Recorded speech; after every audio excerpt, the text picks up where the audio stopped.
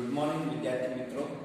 છેલ્લે લાસ્ટ આપણે સંઘાત એ સંઘાતમાં એક પરિમાણ અને દ્વિપરિમાણમાં સંઘાતની ચર્ચા કરી હતી, અસ્થિતિસ્થાપક સંઘાત.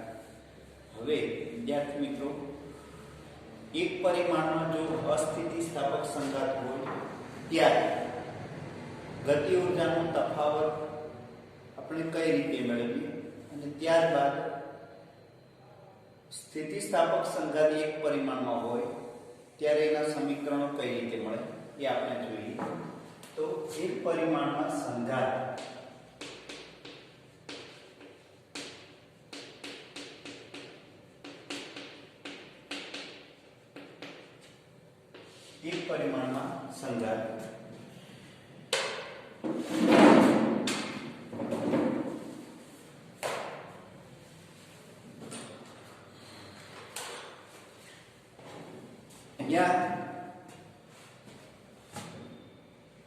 M2 દળનો પદાર્થ અને અહીંયા M1 દળનો પદાર્થ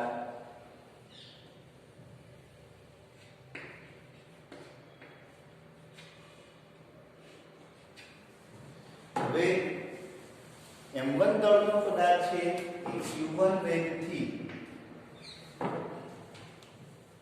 M2 દળના પદાર્થને અથડાય. પ્રારંભમાં ધારો કે u2 દળનો પદાર્થ નો વેગ 0 છે, M1 દળના પદાર્થનો વેગ u1 છે પ્રારંભિક.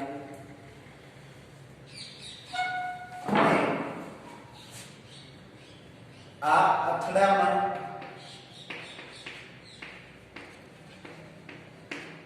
પહેલાની સ્થિતિ છે. અથડામણ બાદ ધારો કે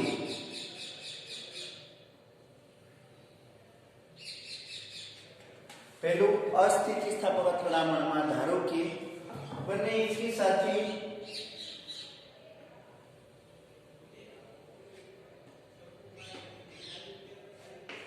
v વેગથી ગતિ કરતા હોય ત્યારે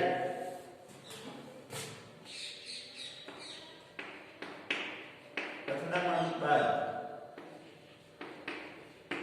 અહીંયા m1 m2 v વેગથી ગતિ કરતા હોય ત્યારે વેગમાન સંરક્ષણના નિયમ અનુસાર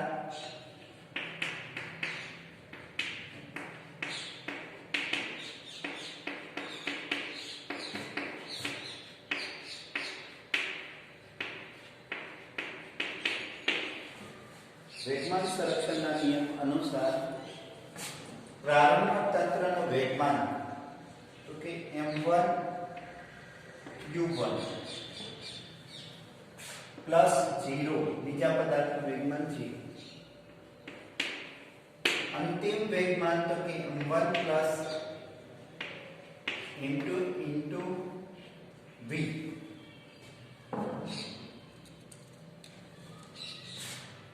અહીંયા આપણને જો અંતિમ વેગ લઈએ તો આ રીતે મળશે m1 u1 ના છેદમાં m1 plus m2.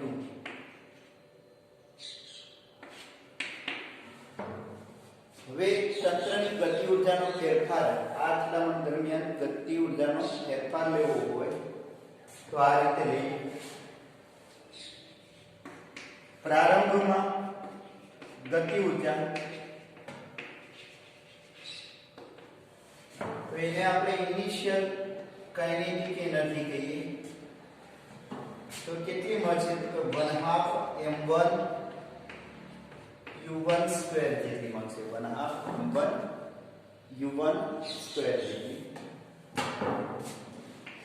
અથડામણ બાદ તંત્રની ગતિ ઊર્જા કેટલી મળશે? kf is equal to 1/2 m1 plus m2 into v square જેટલી મળશે. આ v ની કિંમત આપણે જો એમાં એડ કરીએ તો આ રીતે મળશે kf is equal to 1/2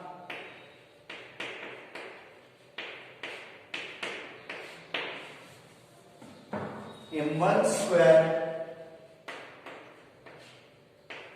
m1 plus m2 square into u1 square આટલું મળશે. હવે આ બે દૂર થઈ જાય તો અંતિમ ગતિ ઉર્જા આપણે આવી રીતે મળે પહેલા પદના સંદર્ભમાં m1 સ્ક્વેર ના છેદમાં m1 plus m2 into u1 square તો u1 સ્ક્વેર.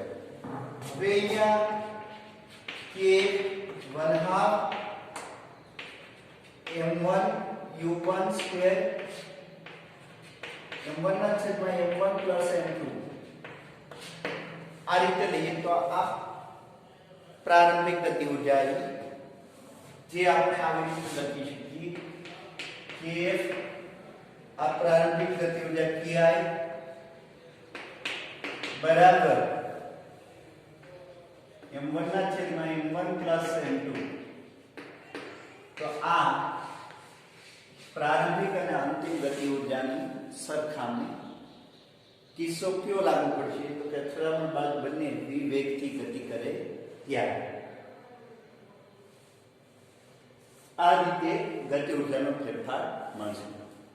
હવે ધારો કે સ્થિતિસ્થાપક અથડામણ હોય એક પરિમાણમાં ત્યારે કઈ રીતે આપણે જોવા મળશે તો કે સ્થિતિસ્થાપક અથડામણ હોય ત્યારે આપણે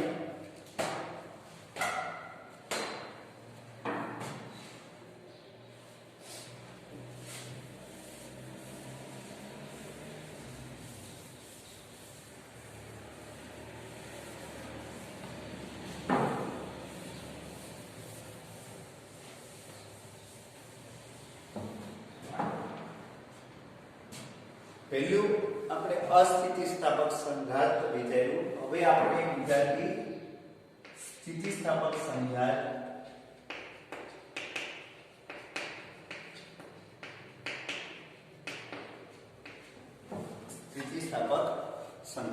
એમાં તો કે એમાં ધારો કે m1 દળ ધરાવતો પદાર્થ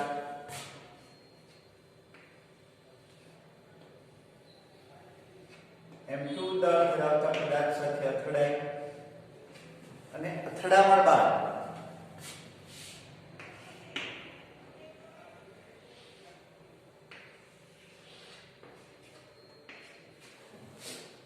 બંનેના વેગ અલગ અલગ હોય. દાખલા તરીકે આનો પ્રારંભિક વેગ u1 છે, પ્રારંભિક વેગ u2 છે. અથડામણ બાદ એનો વેગ v1 છે, એનો વેગ v2 છે. આ અથડામણ પહેલાની સ્થિતિ, આ અથડામણ બાદની સ્થિતિ. અથડામણ બાદની સ્થિતિ. વિદ્યાર્થી મિત્રો, વેગમાનનું સંરક્ષણ પહેલા આપણે ધ્યાનમાં લઈએ તો પ્રક્રિયામાં વેગમાનનું સંરક્ષણ, વેગમાનના સંરક્ષણમાં તંત્રનું પ્રારંભિક વેગમાન m1 u1 plus m2 u2 બરાબર m1 v1 plus m2 v2. આને સમીકરણ 1 કહીએ. સમીકરણ 1 કહીએ. ત્યારબાદ એમાં આપણે સ્થિતિસ્થાપક સંઘાત છે એટલે ગતિ ઉર્જાનું સંરક્ષણ પણ જોવા મળશે. એટલે ગતિ ઉર્જાનું સંરક્ષણ તો કે તંત્રની પ્રારંભિક ગતિ ઉર્જા m1 u1 square plus 1/2 m2 u2 square મળશે. બરાબર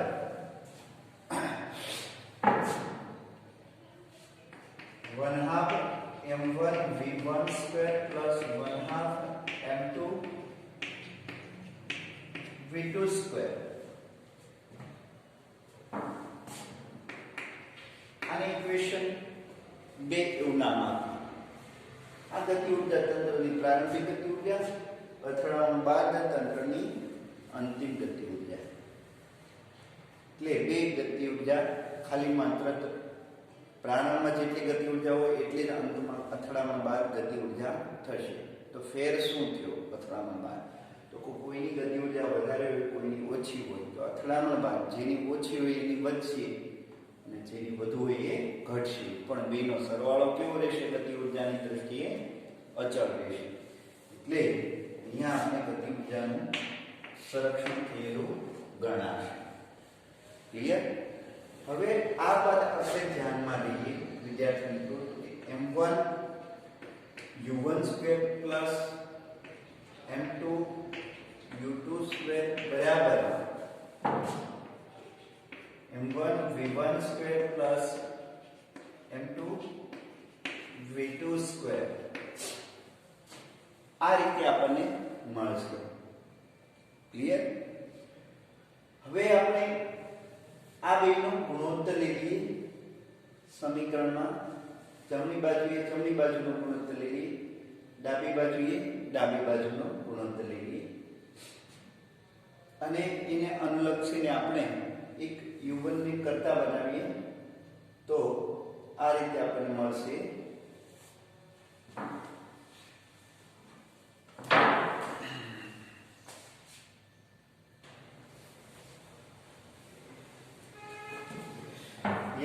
વિદ્યાર્થી મિત્રો m1 u1 square plus m2 u2 square આ સમીકરણ પરથી 1/2 1/2 1/2 1/2 દૂર કરી નાખીએ એટલે આપણને આ પદ મળશે. ત્યારબાદ m1 કોમન કાઢીએ એટલે આ પદ છે આ બાજુ લઈ જઈએ, m2 વાળો પદ ઓલી બાજુ લઈ જઈએ એટલે m1 કોમન નીકળશે. u1 square minus v1 square बराबर m2 v2 minus v2 square minus v2 square. હવે આના અવયવો પાડીએ, એક પ્લસ અને એક માઈનસ, પ્લસ અને માઈનસ, પ્લસ અને માઈનસ. ત્યારબાદ આ સમીકરણમાં પણ એવું જ કરીએ કાઈ. m1 આ બાજુ લઈ જઈએ, m2 આ બાજુ લઈ જઈએ એટલે કોમન મળી જશે * ત્યારબાદ સમીકરણ 5 અને 4 નો ગુણોત્તર લઈ લઈએ એટલે આપણને પદ મળશે u1 v1 અને u2 v2. u1 v1 બરાબર u2 v2 આ સમીકરણ મળશે. હવે આ સમીકરણમાં વિદ્યાર્થી મિત્રો u1 ને કરતા બનાવી v1 ને કરતા બનાવી u1 ને આ સાઈડ લીધી અને સમીકરણમાં કિંમત મૂકશું તો આપણને એક સમીકરણ આ પ્રકારનું મળશે. સાદું થોડુંક લાંબુ થઈ શકે એટલા માટે આપણે અહીંયા દર્શાવેલું નથી, પણ થોડુંક પ્રેક્ટિસ કરજો. પહેલી વખત v1 ને કરતા બનાવવાનો અને બીજી વખત v2 ને કરતા બનાવવાનો અને કિંમત મૂકવાની રહેશે આપેલ સમીકરણમાં. તો અહીંયા આ બે પ્રકારના સમીકરણમાં છે. એક અથડામણ બાદ પ્રથમ પદાર્થનો વેગ v1 બરાબર 2m1 ના છેદમાં m1 + m2 into u2 plus m1 - m2 ના છેદમાં m1 + m2 into u1. Clear? અને અહીંયા v2 બરાબર 2m1 - m2 m1 + m2 u2. એટલે ટૂંકમાં કહીએ તો અથડામણ બાદ આપણે બે સમીકરણો મળશે v1 અને v2. અથડામણ બાદ બંને પદાર્થના વેગ આપણને મળશે. હવે અહીંયા વિદ્યાર્થી મિત્રો બે કિસ્સાઓ છે આપણે ધ્યાનમાં લઈએ.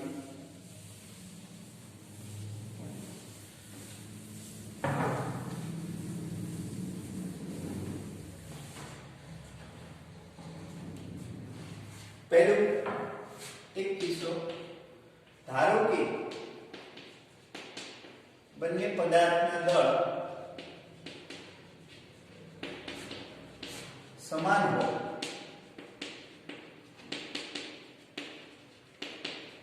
ત્યારે શું થશે કે બંને પદાર્થના દળ સમાન હોય ત્યારે m1 m2 ના છેદમાં m1 m2 આ શૂન્ય થઈ જશે, એટલે આ પદ શૂન્ય થઈ જશે, એટલે આપણે v1 બરાબર m1 તરીકે m લઈએ અને m2 તરીકે પણ m લઈએ, બંને પદાર્થના દળ સમાન છે, 2m ના છેદમાં 2m એટલે 1 થઈ જશે, એટલે v1 બરાબર u2 અને v2 બરાબર u1. આનો મતલબ એમ થયો કે સ્થિતિસ્થાપક અથડામણમાં બંને પદાર્થના દળ સમાન હોય ત્યારે અથડામણ બાદ બંને પદાર્થના વેગ એ અથડામણ પહેલા બંને પદાર્થનો વેગ હોય એની અદલા બદલી થાય. ટૂંકમાં કહીએ તો બંને પદાર્થના વેગની અદલ બદલ થશે.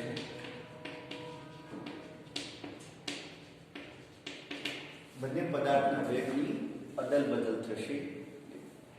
પ્રારંભમાં પહેલા પદાર્થનો વેગ હોય એ અથડામણ બાદ બીજા પદાર્થનો વેગ થઈ જાય. પ્રારંભમાં બીજા પદાર્થનો વેગ હોય એ અથડામણ બાદ પહેલા પદાર્થનો વેગ થઈ જાય. અહીંયા એક આ કન્ડિશન છે. હવે બીજો એક કિસ્સો એ ધ્યાનમાં લઈએ કે જો આપણને આપેલું છે કિસ્સા,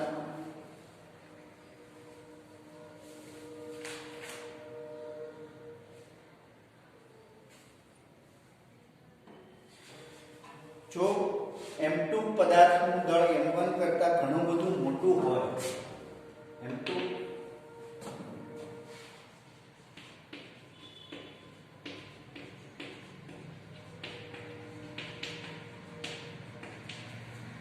તો અહીંયા આપણે m2 પદાર્થનું દળ m1 કરતા મોટું હોય ત્યારે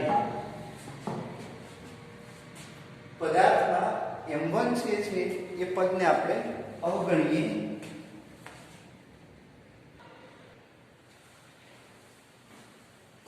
જો વિદ્યાર્થી મિત્રો m2 મોર ગ્રેટર ધેન m1 હોય તો અને u2 is equal to 0 હોય તો આપણે u2 is equal to 0 હોય એટલે આ બે પદ શૂન્ય લઈએ અને m1 ને અવગણીએ તો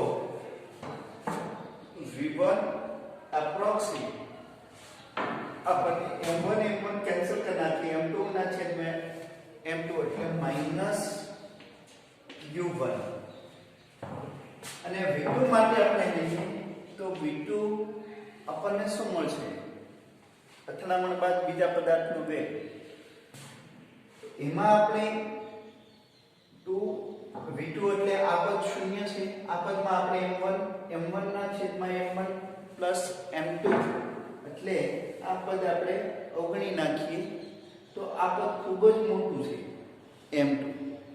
તો આ જે છે એ નિયર 0 તરફ જશે, કેમ કે અંશ કરતા છેદ ખૂબ જ મોટો હોવાથી આપણે એપ્રોક્સિમેટ 0 મળશે. એટલે એનો મતલબ એમ થયો કે બીજા પદાર્થના વેગમાં કોઈ ફેરફાર થશે નહીં, એ જે હશે તેમનો તેમ રહેશે. તો અહીં એવું કહી શકાય કે નાનો પદાર્થ મોટા પદાર્થ સાથે અથડાય ત્યારે માત્ર નાના પદાર્થની દિશા બદલાશે.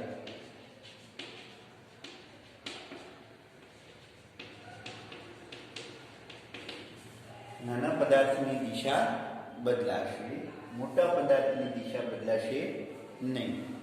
એટલે અહીંયા આપણને જો પાછું u2 શૂન્ય ના હોય તો એનો મતલબ એવો થયો કે અહીંયા m2 m1 પ્લસ m2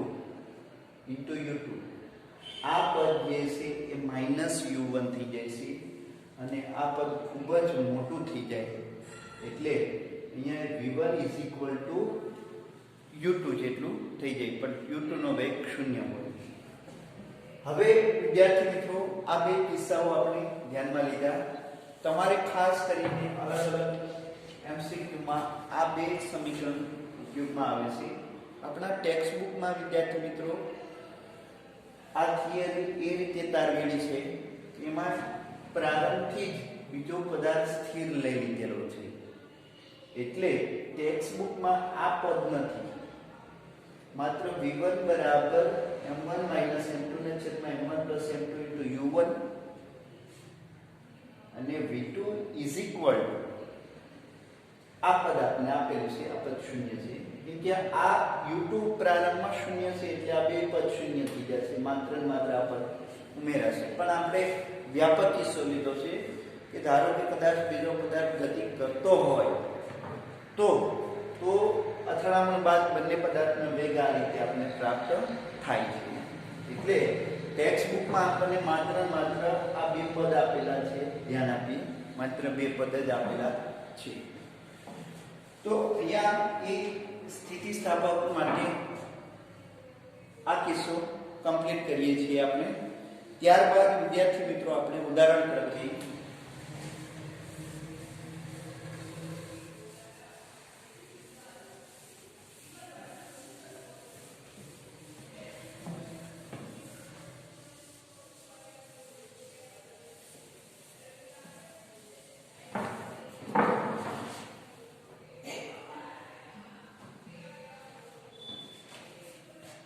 ઉદાહરણમાં આપણને 6.12 એવું દર્શાવે છે કે ન્યુટ્રોન્સનું ધીમા પડવું એટલે ન્યુક્લિયર રિએક્ટરનું ઉદાહરણ છે.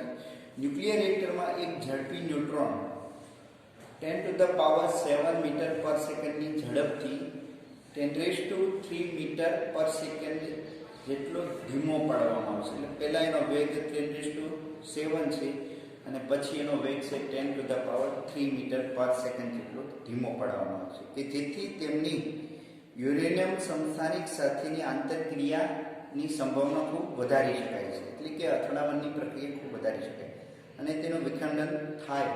દર્શાવો કે ટૂંકમાં કહીએ તો જે ન્યુટ્રોનની ઝડપ ઘટાડવામાં આવી છે અને ઘટી ગયા પછી જે ન્યુટ્રોન પ્રાપ્ત થાય એને આપણે થર્મલ ન્યુટ્રોન કહીએ. શું કહીએ? Thermal neutron.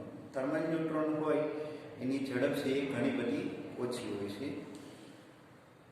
તેનું વિખંડન થાય છે. દર્શાવો કે ડ્યુટેરિયમ કે કાર્બન કે જેમનું દળ ન્યુટ્રોનના દળ કરતાં ફક્ત થોડા જ ગણું વધારે હોય છે, તેમની સાથે સ્થિતિસ્થાપક અથડામણ દરમિયાન ન્યુટ્રોન તેમની મોટાભાગની ગતિ ઉર્જા ગુમાવે છે.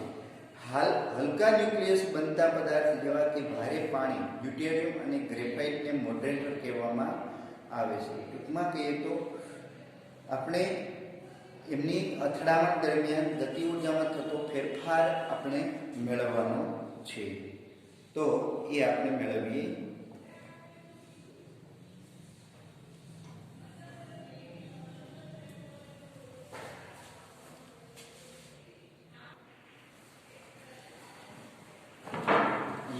વિદ્યાર્થી મિત્રો આપણને એક ન્યુક્લિયર રિએક્ટરની ઘટના કીધી છે. ન્યુક્લિયર રિએક્ટરમાં કંઈક આ રીતનું હોય છે. એક આવી રીતે ન્યુક્લિયર ગર્ભ હોય છે. આ ન્યુક્લિયર ગર્ભમાં યુરેનિયમ બળતણ તરીકે યુરેનિયમ હોય છે અને એની અંદર આ યુરેનિયમ બળતણ એક ગ્રેફાઇટ અથવા ભારે પાણી ડ્યુટેરિયમની વચ્ચે હોય. ટૂંકમાં કહીએ તો યુરેનિયમ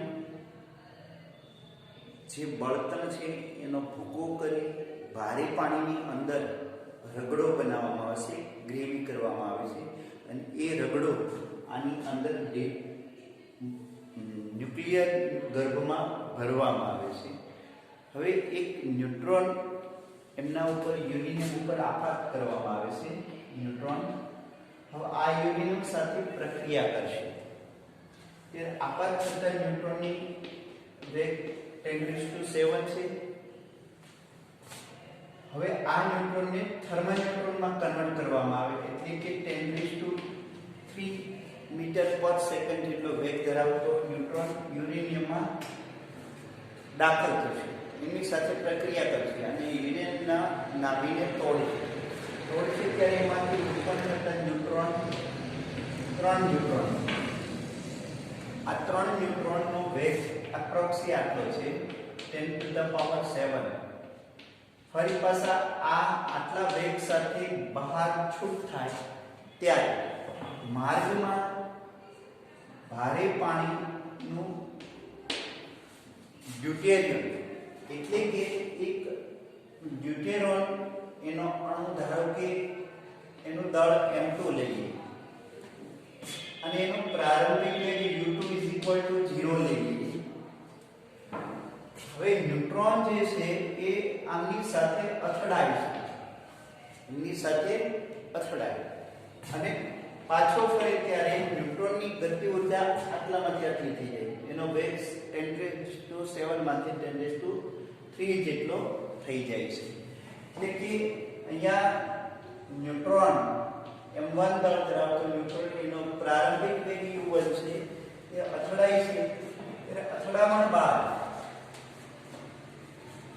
આમની ગતિ ઉર્જામાં કેટલો ફેરફાર થાય છે અને આમણે કેટલી ગતિ ઉર્જા મેળવી છે એ આપણે મેળવવાનું કે છે અત્યારે હાલ કે પ્રારંભમાં ધારો કે ન્યુટ્રોનની ગતિ ઉર્જા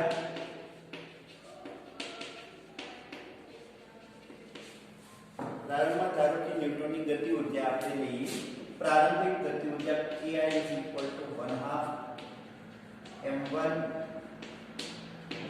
u1 સ્ક્વેર અને સમીકરણ 2 છે. હવે ધારો કે અથડામણ બાદ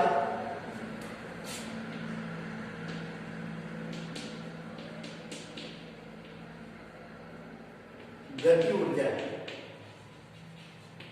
તો એના માટે અથડામણ બાદ વેગ લઈએ,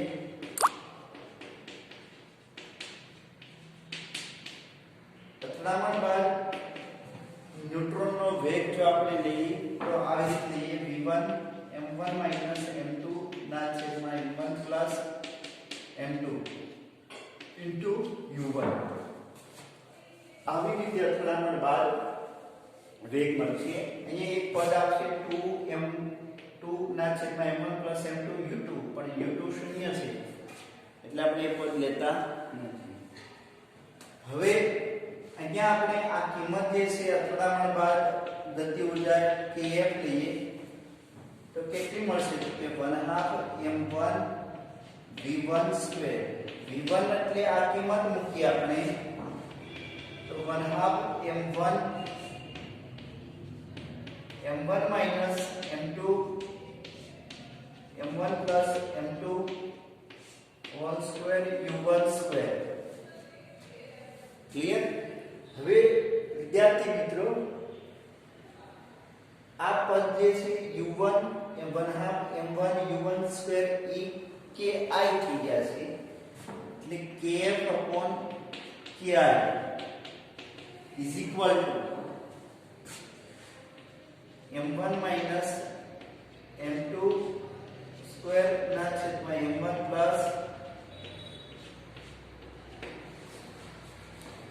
m2 સ્ક્વેર. ક્લિયર? હવે આપણે વિદ્યાર્થી મિત્રો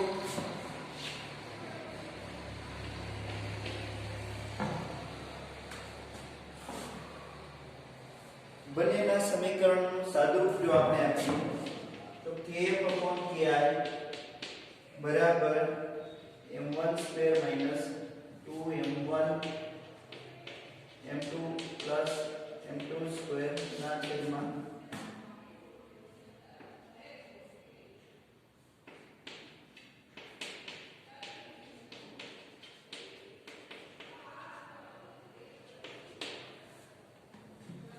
આ પદ આપણને મળશે.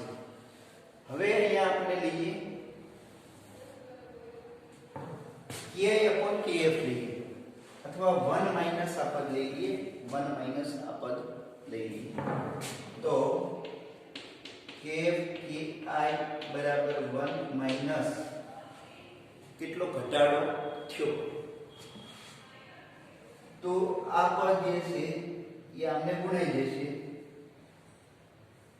અને આમાંથી બાદ થઈ જશે એટલે અહીંયા આપણને આ રીત મળશે m1 square plus 2m1 m2 plus m2 square minus આ પદ બાદ થઈ જાય m1 square plus 2m1 m2 minus m2 square એટલે આ બે જશે અને આ થઈ જશે 4 અને છેદમાં આપણું આ તો છે m1 m2 હોલ સ્ક્વેર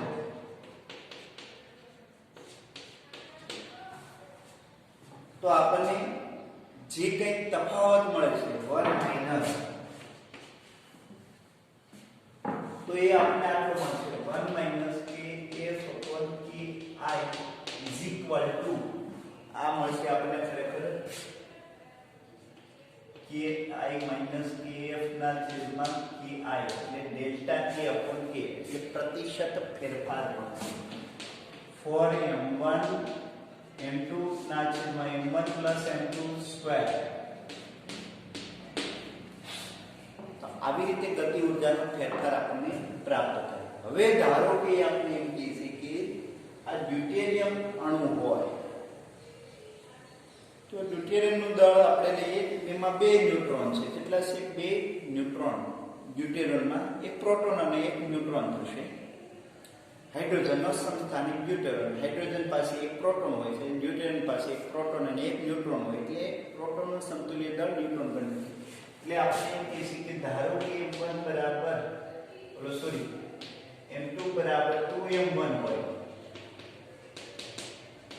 તો આ રેશિયો કેટલો મળશે તો કે 2m1 એટલે 8m1 સ્ક્વેર ના છેદમાં m1 2m1 સ્ક્વેર એટલે 3m1 સ્ક્વેર એને 9m1 સ્ક્વેર લઈએ 8/9 નો ગુણોત્તર મળે ગતિ ઊર્જાનો ફેરફાર 8/9 જેટલો મળશે એટલે ન્યુટ્રોન પાસે 1/9 જેટલી ઊર્જા રહેશે જ્યારે ન્યુટ્રોનને આટલી ઊર્જા પાસ થશે એટલે 90% જેટલી ઊર્જા કન્વર્ટ થશે એટલે કે ન્યુટ્રોન ડ્યુટેરોનને 90% જેટલી ઊર્જા આપશે અને ન્યુટ્રોન પાસે રહેશે 10% ઊર્જા તો અહીંયા હવે જો એમાં આપણે ગ્રેફાઇટનો અણુ લઈએ મોડરેટર તરીકે ભારે પાણીને બદલે ગ્રેફાઇટ લઈએ ગ્રેફાઇટ એટલે કાર્બન તો કાર્બન પાસે કેટલા 6 પ્રોટોન અને 6 ન્યુટ્રોન એટલે એનો મતલબ એવો થયો કે કાર્બનનો એક ન્યુક્લિયસ 12 ન્યુટ્રોનને સમતુલ્ય દળ ધરાવે એટલે એનો મતલબ એવો થયો કે m2 12m1 અને એને અનુલક્ષીને લઈએ તો 71% જેટલી ઊર્જા કન્વર્ટ થાય 71% જેટલી ઊર્જા કન્વર્ટ થાય તો અહીંયા એક ખાસ અગત્યની બાબત એ છે કે મોડરેટર તરીકે જે કંઈ આપણે પસંદ કરીએ એમાં નાના અણુ ધરાવતો પાર્ટિકલ હોય તો ઊર્જાનું વધારે શોષણ થાય અથડામણ દરમિયાન તો અહીંયા આપણને ઉદાહરણ આ એ કહેવા માંગે છે ખાસ અહીંયા એક 1 માઈનસ કરીએ અને અહીંયા 1 માઈનસ કરી દઈએ એટલે થઈ જશે ઓકે તો આ ઉદાહરણ આ રીતે હતું વિદ્યાર્થી મિત્રો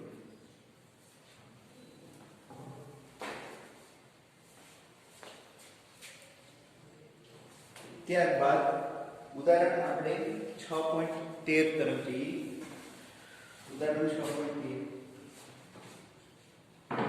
તો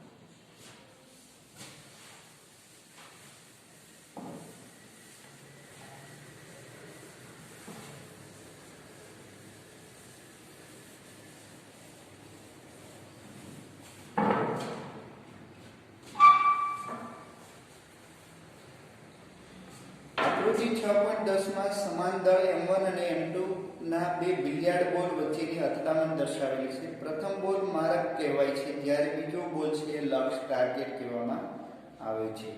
બિલિયાર્ડની ખેલાડી લક્ષ બોલને ખૂણાના કાણામાં નાખવાનો પ્રયત્ન કરે છે ત્યારે θ2 એપ્રોક્સિમેટ 37° ખૂણે રહેલી છે. ધારો કે અથડામણ સ્થિતિસ્થાપક છે અને ઘર્ષણ તથા ચાકગતિ મહત્વના નથી ત્યારે θ1 આપણે મેળવો એવું કીધું છે.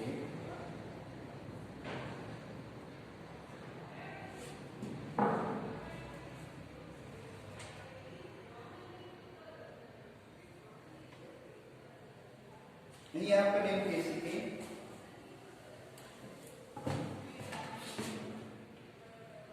એક m2 દળ ધરાવતી આપણા ભાષામાં કહીએ તો એક કુકરી છે અને એક સ્ટ્રાઇકર છે. એનું દળ m1 છે, એનો વેગ u1 છે, u2 is equal to 0 છે. હવે દ્વિપરિમાણમાં અથડામણ થાય છે ત્યારે ધારો કે m1 એનો વેગ v1 અને એ થીટા કોણે θ1 કોણે અથડાય છે અને પાછું ત્યારબાદ m2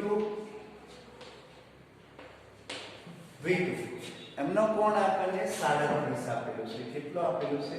37 આપેલો છે. હવે અહીંયા બંનેનું દળ સમાન છે. m1 અને m2 સમાન છે.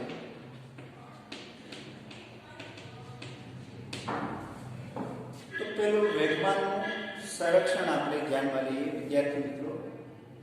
તો વેગમાનનું સંરક્ષણ સદિશ સ્વરૂપે લઈએ તો m1 u1 સદિશ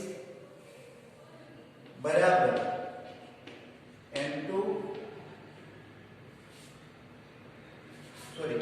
m1 v1 સદિશ પ્લસ m2 v2 સદિશ. વેગમાન સદિશની દૃષ્ટિએ આ રીતે આપણને પ્રાપ્ત થાય વિદ્યાર્થી મિત્રો. હવે અથડામણ સ્થિતિસ્થાપક છે અને બંને દળ સમાન છે એટલે પહેલું u1 સદિશ is equal to v1 સદિશ પ્લસ v2 સદિશ થશે. ક્લિયર? v1 સદિશ પ્લસ v2 સદિશ, v1 સદિશ પ્લસ v2 સદિશ. હવે આનું આપણે મૂલ્ય મેળવવું હોય u1 સદિશ તો આપણને ખ્યાલ છે આ બે સદિશ. તો પહેલા સદિશનો વર્ગ એટલે v1 square plus v2 square plus 2 v1 v2 cos θ1 plus 37 આ રીતે આપણને પ્રાપ્ત થાય વિદ્યાર્થી મિત્રો. ક્લિયર? સાથે સાથે ગતિ ઊર્જાનું પણ સંરક્ષણ થાય છે કેમ કે સ્થિતિસ્થાપક અથડામણ છે એટલે સ્થિતિસ્થાપક અથડામણ